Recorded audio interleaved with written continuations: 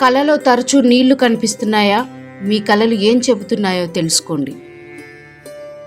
రాత్రి పడుకునేటప్పుడు ఏవేవో కలలు వస్తుంటాయి. వాటిలో కొన్ని ప్రశాంతతను కలిగిస్తే, మరిన్ని భయాందోళనకు గురి చేస్తుంటాయి.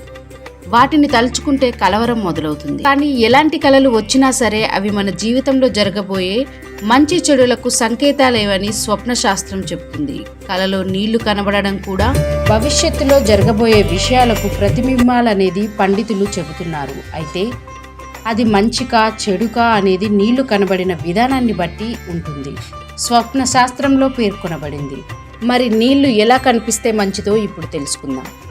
కలలో సముద్రం కనిపిస్తే మంచిది కాదు. సముద్రపు నీరు ఉప్పగా ఉంటుంది కాబట్టి దీన్ని అరిష్టంగా చెబుతుంటారు. దీనివల్ల ప్రమాదాలు ఎదురయ్యే అవకాశం ఉంది.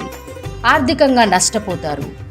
సంఘర్షణలకు గురి కావచ్చు. జలపాతాలు గుర్తింపులో మార్పును సూచిస్తుంది. జీవితంలో వచ్చే ఆటుపోట్లను సూచిస్తాయి. అదే నదిలో నీటిని చూడడం మంచికి సంకేతం. భవిష్యత్తులో మెరుగైన ఫలితాలు లభిస్తాయి. కోరుకున్న పనులు నెరవేరుతాయి. నదిలో నీరు ప్రవహిస్తున్నట్లు కనిపిస్తే సక్సెస్ వస్తుందని అర్థం.